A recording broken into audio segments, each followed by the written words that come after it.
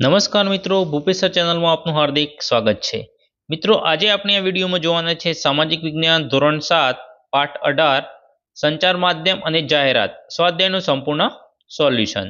સામાજિક વિજ્ઞાનના તમામ ધોરણના સ્વાધ્યાય સોલ્યુશનના વિડીયો અમારી ચેનલ પર મૂકવામાં આવેલા છે। પ્લેલિસ્ટની લિંક ડિસ્ક્રિપ્શનમાં આપેલી છે। જો અમારી ચેનલ પર પહેલીવાર આવ્યા હો તો ચેનલને સબસ્ક્રાઇબ કરો અને વિડીયોને લાઈક કરો। તો ચાલો હવે આપણે શરૂ કરીએ સ્વાધ્યાય। પ્રશ્ન 1 ખાલી જગ્યા પૂરો। 1 મિત્રને શુભેચ્છા આપવા ખાલી જગ્યા કાર્ડનો ઉપયોગ થાય છે। જવાબ ગ્રીટિંગ। 2 ભારતમાં ટેલિગ્રામની શરૂઆત ખાલી જગ્યા વર્ષમાં થઈ હતી। જવાબ આવે 1850। ભારતમાં ટેલિગ્રામની શરૂઆત 1850માં થઈ હતી। 3 રેડિયો ખાલી જગ્યા પ્રકારનું માધ્યમ છે। તો જવાબ આવે શ્રાવ્ય। રેડિયો છે એ શ્રાવ્ય પ્રકારનું માધ્યમ છે, એટલે કે આપણે સાંભળી શકીએ છીએ। 4 મનોરંજન માટેનું લોકપ્રિય દ્રશ્ય શ્રાવ્ય સાધન ખાલી જગ્યા છે। તો ટેલિવિઝન। ટેલિવિઝન એટલે કે ટીવી। 5 પૃથ્વીના પેટાળમાં રહેલા ખનિજોની માહિતી મેળવવા ખાલી જગ્યા ખૂબ જ ઉપયોગી માધ્યમ છે।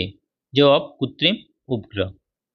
પ્રશ્ન 2 નીચેના વિધાનો ખરા છે કે ખોટા તે જણાવો। 1 રક્ષાબંધનની રાખડી આંતરદેશીય પત્ર દ્વારા મોકલી શકાય છે। તો મિત્રો આ વિધાન છે ખોટું છે। 2 ખોરાક માનવીની પ્રાથમિક જરૂરિયાત છે। તો મિત્રો આ જે વિધાન છે એ ખરું છે।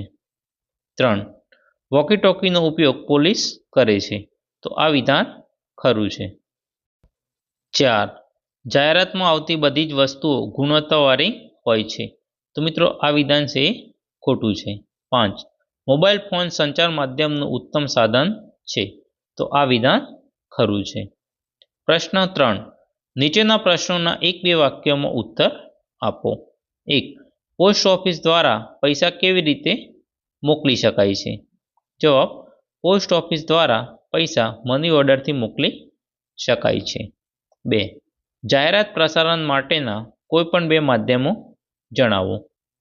જવાબ ભીંતચિત્રો, radio, cinema, television, banner, mobile phone, telephone, પત્રિકા, ખરીદીના થેલા, બસ સ્ટેશનના બોકડા, મેગેઝિન, અખબારો, બસ કે ટ્રેનની સાઇડો, સંગીતના સાધનો, લાઇટ બિલ વગેરે જાહેરાત પ્રસારણ માટેના માધ્યમો છે। 3 સંચાર માધ્યમ એટલે શું?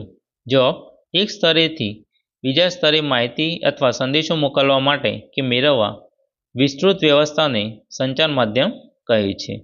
4 જાહેરાતના 2 ફાયદાઓ જણાવો। જવાબ જાહેરાતના 2 ફાયદાઓ આ પ્રમાણે છે। 1 વસ્તુની ગુણવત્તાની ચકાસણી અને ખાતરી કરી શકાય છે।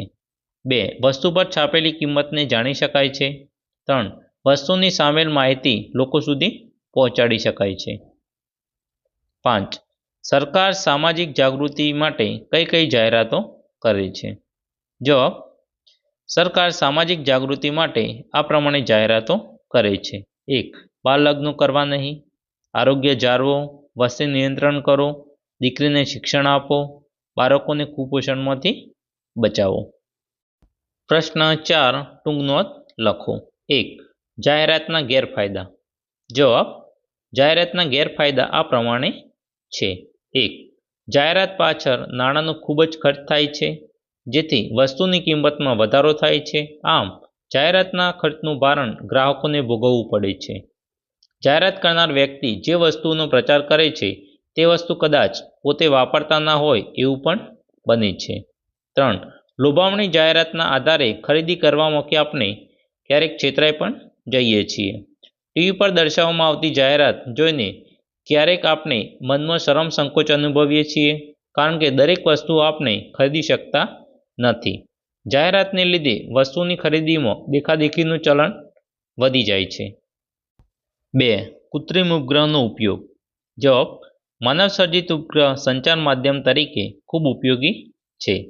અવકાશમાં તરતા મૂકવામાં આવેલ કૃત્રિમ ઉપગ્રહ દ્વારા રોજિંદા સમાચારો, મોસમની ગતિવિધિ તેમજ અન્ય કાર્યક્રમ પૃથ્વી પર કોઈપણ સ્થળના ટેલિવિઝન, કોમ્પ્યુટર અને મોબાઈલ ફોન જેવા સંચાર સાધનોમાં પ્રાપ્ત કરી શકાય છે। પૃથ્વીના આંતરિક ભાગમાં રહેલા પાણી અને ખનિજોની માહિતી મેળવી શકાય છે. કૃત્રિમ ઉપગ્રહ દ્વારા આપણા ઘરની બીજા ઘરના સ્થળ વચ્ચેના અંતર અને રસ્તાને જાણી શકાય છે. કૃત્રિમ ઉપગ્રહ દેશના સંરક્ષણ ક્ષેત્રે અત્યંત ઉપયોગી છે. 3. મોબાઈલ ફોન દ્વારા પ્રાપ્ત થતી સુવિધાઓ. જવાબ: આધુનિક સમયમાં મોબાઈલ ફોન સંચાર માધ્યમનું ખૂબ મહત્વનું સાધન છે. મોબાઈલ ફોન દ્વારા નંબરો જોડીને એક વ્યક્તિ બીજી વ્યક્તિને કોઈપણ સ્થળે વાતચીત કરી શકે છે તેમજ તે સંદેશો મોકલી શકે છે. મોબાઈલ ફોનમાં ઘડિયાળ, video audio player, calendar, calculator, radio વગેરે સુવિધાઓ હોય છે. તેનાથી રેલવે, બસ અને સિનેમાઓની ટિકિટો બુક કરી શકાય છે. મોબાઈલ ફોનમાં વપરાતા ઇન્ટરનેટ દ્વારા ઘણી માહિતી મેળવી શકાય છે. વર્તમાન સમયમાં અનેક પ્રકારની સગવડો માટે મોબાઈલ ફોન અનિવાર્ય ઉપકરણ બન્યું છે. પ્રશ્ન 5. નીચેના પ્રશ્નોના 2-3 વાક્યોમાં ઉત્તર આપો. 1. લોકશાહીમાં સંચાર માધ્યમો કેમ ઉપયોગી છે? જવાબ: લોકશાહીમાં દેશમાં બનતા બનાવોની માહિતી લોકો સુધી પહોંચાડવા સંચાર માધ્યમો ખૂબ ઉપયોગી બન્યા છે. સરકાર લોકોના જીવનને ઉન્નત બનાવવામાં કયા કયા કાર્યો કરે છે તેની જાણકારી સંચાર માધ્યમો દ્વારા લોકો સુધી પહોંચાડી શકાય છે. સરકાર દ્વારા કરવામાં આવતા શિક્ષણ, કૃષિ, આરોગ્ય વગેરે કાર્યોની માહિતી સંચાર માધ્યમો દ્વારા મેળવી શકાય છે. સરકારના કાર્યો અને કામગીરી સામે વિરોધ પક્ષ તેમાં રહેલી સત્યોને ઉજાગર કરે છે. લોકશાહીમાં લોકમતનું મહત્વ અનેક ગણું છે. દૈનિક વર્તમાનપત્રો, રેડિયો, ટેલિવિઝન, ફિલ્મો વગેરે સંચાર માધ્યમો લોકમતને ઘડવામાં મહત્વની ભૂમિકા ભજવે છે. આમાં ઉપર દર્શાવેલા કારણોસર લોકશાહીમાં સંચાર માધ્યમો ખૂબ ઉપયોગી છે. 2. સંચાર માધ્યમોનો ઉપયોગ કેવી રીતે કરશો? જવાબ: પ્રદૂષણ, પાણીની સમસ્યા, ગરીબી, બેકારી, કન્યા કેળવણી, બાળમજૂરી, મહિલાઓ પર થતા અત્યાચારો જેવી સમસ્યાઓ પર ધ્યાન કેન્દ્રિત કરવા માટે ટેલિવિઝન, રેડિયો અને દૈનિક સમાચાર પત્રો જેવા માધ્યમોમાં વધુમાં વધુ ચર્ચા થવી જોઈએ. આ સમસ્યા ઉપર ટેલિવિઝનમાં ચર્ચા કરતી વખતે શાસક પક્ષ અને વિરોધ પક્ષના માણસો એકબીજા પર ખુલ્લેઆમ આક્ષેપબાજી કરતા હોય છે, જેની સમાજ પર વિપરીત અસર પડે છે. તેથી ચર્ચા કરનારાઓએ વાણીમાં વિવેક અને મર્યાદા જાળવવી જોઈએ. મહિલાઓ, બાળકો, વૃદ્ધો, ગરીબો વગેરે પર થતા અત્યાચારો મોબાઈલમાં વિડીયો પર ન મૂકવા જોઈએ. શાળા મહાશાળાઓમાં અભ્યાસ કરતા વિદ્યાર્થીઓએ મોબાઈલનો ઉપયોગ માત્ર વાતચીત પૂરતો જ કરવો જોઈએ. તેમણે મોબાઈલમાં આવતા ઇન્ટરનેટ અને ગેમ્સનો મર્યાદિત તથા વિવેકપૂર્ણ ઉપયોગ કરવો જોઈએ, કારણ કે મોબાઈલના પ્રકાશથી આંખોને નુકસાન થાય છે, જેની સમય અને અભ્યાસ પર માઠી અસર થાય છે. 3. સિનેમામાંથી જાગૃતિ આવે છે, સમજાવો. સિનેમામાં પ્રદર્શિત થતી વિવિધ ફિલ્મો લોકોને મોટાભાગે સામાજિક, સાંસ્કૃતિક અને નૈતિક બાબતો શીખવે છે. તેનાથી લોકોની રહેણી-કહેણી, વિચારસરણીમાં નોંધપાત્ર પરિવર્તન આવ્યું છે. સિનેમા કેટલાક રીતરિવાજો, માન્યતાઓ, અંધશ્રદ્ધાઓ, વહેમો વગેરે સામે સંઘર્ષ કરવાનું શીખવે છે. આ બધી બાબતો પરથી કહી શકાય કે સિનેમામાંથી જાગૃતિ આવે છે. 4. ટીવીના ફાયદા જણાવો. જવાબ: ટેલિવિઝન આજનું સૌથી વધુ લોકપ્રિય દ્રશ્ય શ્રાવ્ય સંચાર માધ્યમ છે. તેના મુખ્ય ફાયદાઓ આ પ્રમાણે છે. ટેલિવિઝન દ્વારા સમાચારો, ફિલ્મો, સિરિયલો, શૈક્ષણિક અને ધાર્મિક કાર્યક્રમો, જાહેરાતો વગેરે બાબતો જોવા અને સાંભળવા મળે છે. પૂર, ભૂકંપ, વાવાઝોડું, સુનામી જેવી કુદરતી આપત્તિઓની માહિતી ત્વરિત મેળવી શકાય છે. તાજેતરના સમાચારો અને વિવિધ રમતોનું જીવંત પ્રસારણ જોવા સાંભળવા મળે છે. મનોરંજન માણી શકાય છે. તો મિત્રો, આ હતું પાઠ 18 સંચાર માધ્યમ અને જાહેરાત સ્વાધ્યાયનું સંપૂર્ણ સોલ્યુશન. જો મિત્રો વિડીયો ગમ્યો હોય તો વિડીયોને લાઇક કરો, કોમેન્ટ કરો અને તમારા અન્ય મિત્રોને શેર કરો.